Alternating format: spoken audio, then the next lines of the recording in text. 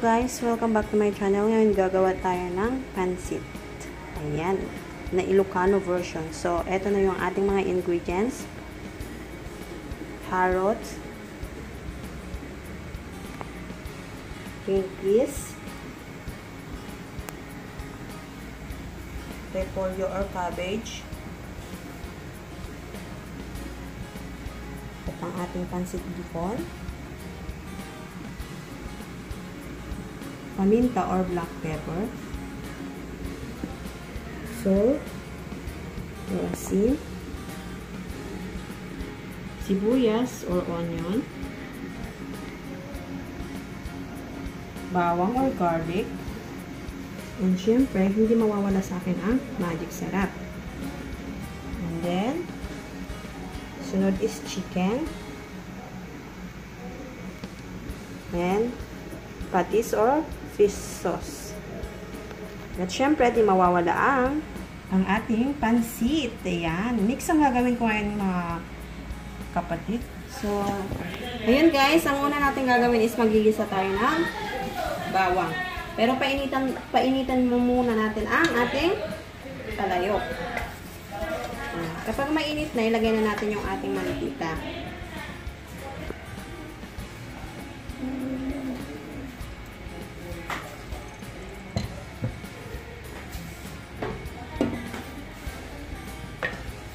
Ayan. Kalat natin siya. Ayan, painitan muna natin siya bago natin ilagay yung bawang. Ngayon, ilalagay na natin ang ating bawang or okay. So, ilalagay na natin ang ating bawang.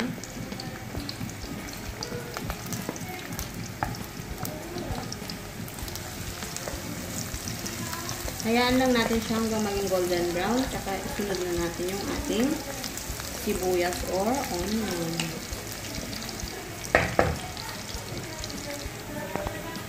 Ayan guys. So, ilalagay na natin yung ating sibuyas or onion. Ayan natin.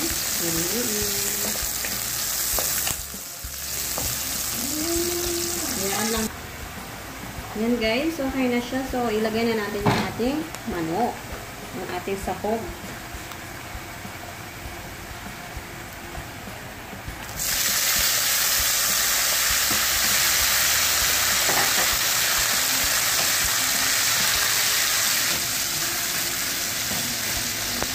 Lagyan natin ng konting paminta.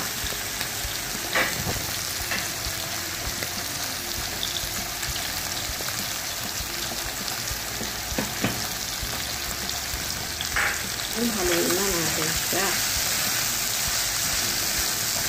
2 minutes lang. Ayan guys. So, lagyan na natin ng patis.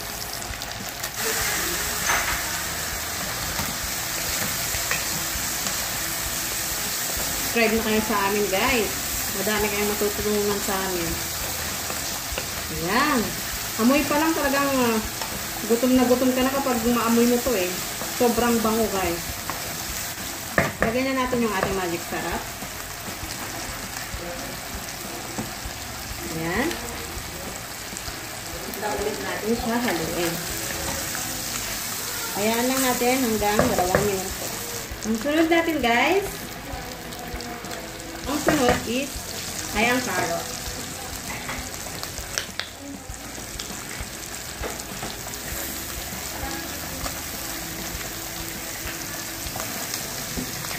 Then, halo ulit. Ayan. Ayan lang muna natin at 30 minutes. Ayan. Haluin na muna natin siya bago natin ilagay yung ating green peas. Ito lang kasi yung yung linagay ko kasi mas masarap siya kesa sa Baguio beans. Alternative lang po guys. So, ayan, ilalagay na natin siya. Ayan. Ayan, haluin natin ulit siya.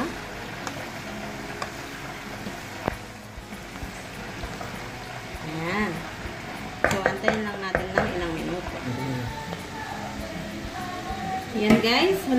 natin siya saglit.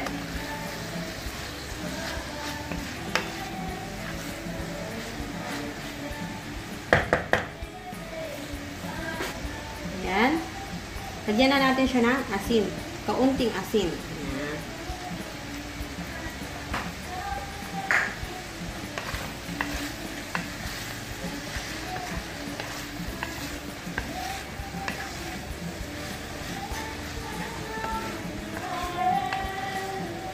Ayan. So, ilagay na natin ang ating repolyo.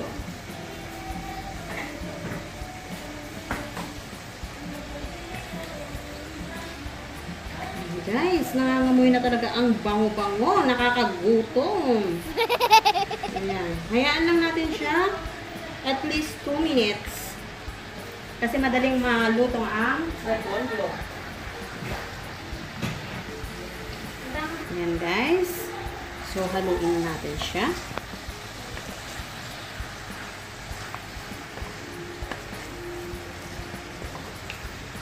Ayan. Dagdagan pa natin ng kaunting paminta. At syempre, magic sarap. Ayan.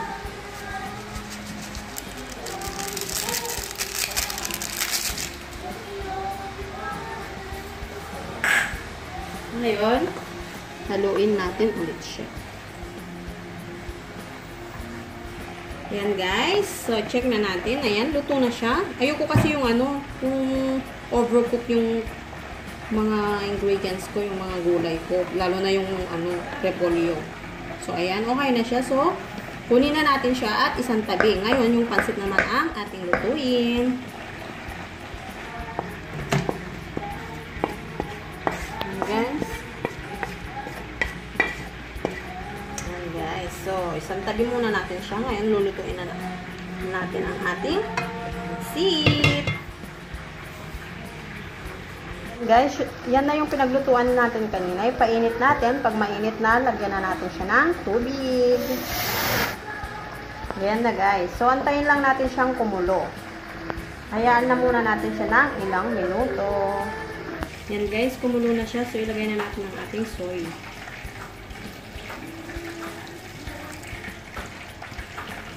Tapos, lagyan na natin siya ng mantika. Lagyan natin siya ng konting mantika. Siyempre, hindi makawala ang paminta.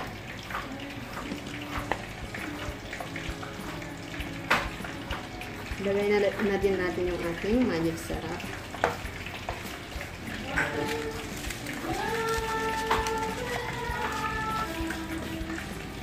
Saka natin ulit siya haluin. Ayan guys, kumukulo na ulit siya. Ngayon, ilagay na natin ang ating pansit. Ayan.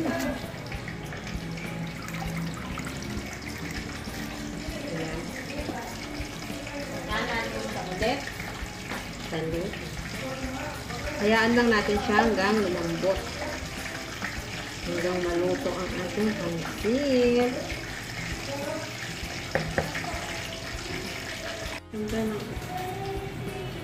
Ayan guys, so kumukulo na siya. So ilagay na natin ang ating bacon.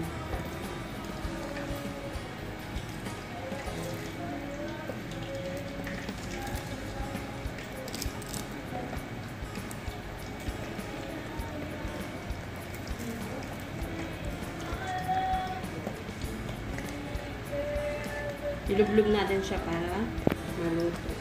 Hayaan lang natin yung pansit natin dyan sa ibabaw. Hayaan na muna natin siyang lumambot ang ating bacon. Ayan guys, check natin. Ayan, malambot na siya. So, paghihiwalayin na natin siya. Ganito lang natin siya para hindi sila magdikit-dikit.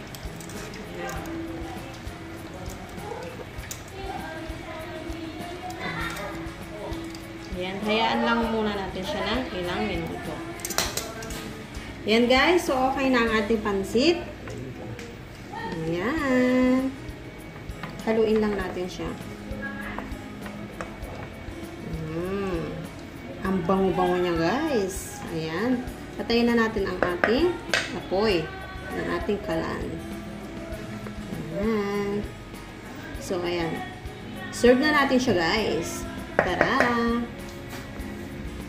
Charan! So, ito na yung ating mixed pancit. Ilocano version. This is my version, guys, ha.